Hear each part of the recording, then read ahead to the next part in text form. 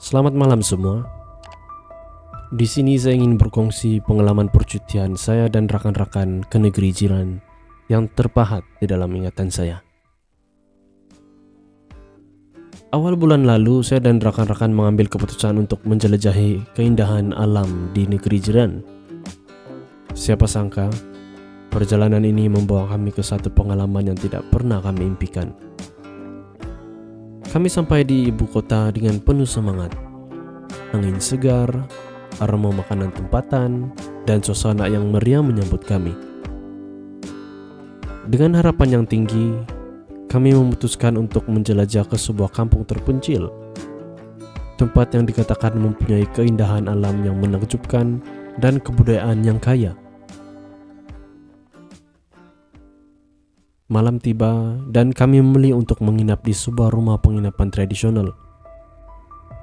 Pemiliknya seorang wanita tua bernama Makmina. Makmina kelihatan ramah, tetapi ada sesuatu dalam pandangannya yang membuatkan saya terfikir.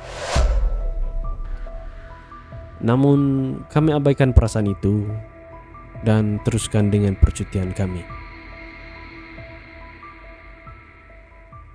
Ketika malam semakin larut, kami duduk beramai-ramai di beranda, bercerita dan berkongsi pengalaman.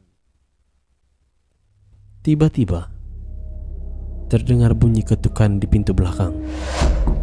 Bunyi itu perlahan, namun ia sangat jelas mengganggu kesunyian malam. Kami saling berpandangan. Makmina muncul dari dalam, wajahnya berubah menjadi serius. "Jangan buka pintu ya," katanya lembut tetapi tegas. "Ada yang tidak baik di luar sana."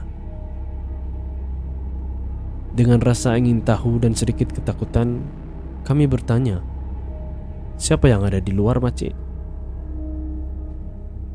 Makmina menjawab, "Orang-orang yang sudah tiada. Mereka datang untuk menjenguk." Kami terdiam. Rekan saya Ahmad coba menyelak langsir untuk melihat. Saat itu saya teringat kisah-kisah hantu yang pernah saya dengar.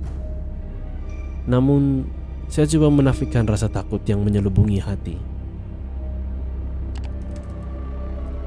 Malam semakin sunyi, hanya kedengaran bunyi cicak dan kipas siling.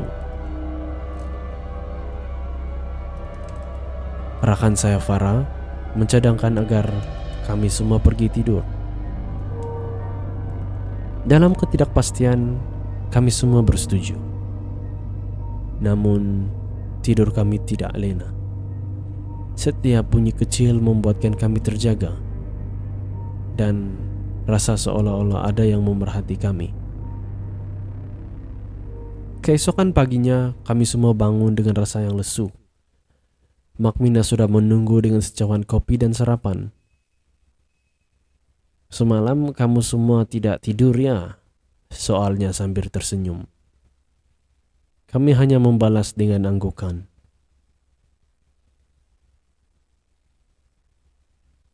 Sehari itu berlalu dengan aktiviti menyusuri sungai dan mengunjungi tempat-tempat menarik.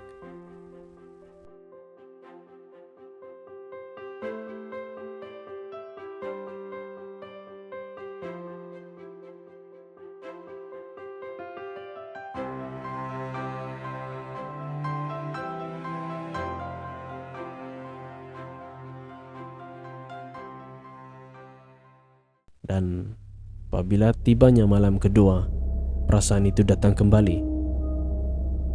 Kami berkumpul di beranda lagi, dan kali ini lebih berhati-hati. Suasana semakin tegang apabila kami mendengar bunyi angin yang pelik. Seolah-olah angin itu membawa suara bisikan. "Takkan ada siapa yang dengar bunyi itu?" kata Ahmad. Wajahnya pucat. Kami mengangguk, tetapi tidak ada satupun yang berani untuk bersuara. Tanpa diduga, pintu belakang terbuka perlahan. Kami semua terkejut. Dari celah pintu terlihat sosok wanita bergaun putih. Rambutnya panjang terurai, suaranya lembut. Mak Mina, sudah lama aku menunggu. Kenapa kamu tidak bawa mereka ke sini? Satu persatu kami terdiam. Tidak seorang pun mampu bergerak. Terpesona dan ketakutan dalam masa yang sama. Mak Mina datang dengan tenang berkata, dia sudah lama tidak datang, kembali ke tempatnya. Kami berasa seperti terjebak dalam mimpi ngeri. Dengan keberanian yang tinggal sedikit, saya bersuara, siapa dia, Mak Mina? Sahabat saya yang tidak sempat pulang ke dunia, jawab Mak Mina. Suaranya tenang tetapi ada kesedihan di dalam nada itu. Keadaan menjadi kelam. Rakan-rakan saya saling menggenggam tangan, berusaha untuk kekal tenang. Saya dapat merasakan hati kami semua berdegup kencang. Sosok itu mulai melangkah keluar dari bayang-bayang. Dan ketika bayangan itu semakin jelas, saya teringat kisah-kisah yang diceritakan oleh Mak Mina tentang mereka yang menghilang dalam hutan. Mereka yang datang semula ke dunia untuk mencari penutup kisah mereka yang tergendala. Kami seolah-olah terbangun dari lamunan apabila Mak Mina memberi isyarat, kamu semua perlu pergi sekarang, sebelum dia menyadari kehadiran kamu. Kami semua berlari keluar tanpa memandang ke belakang. Setiap langkah kami bergegar, tetapi keinginan untuk menyelamatkan diri itu lebih kuat. Dalam kegelapan malam, kami menyusuri jalan pulang ke kereta. Dan setibanya di kereta, kami mula bernafas lega.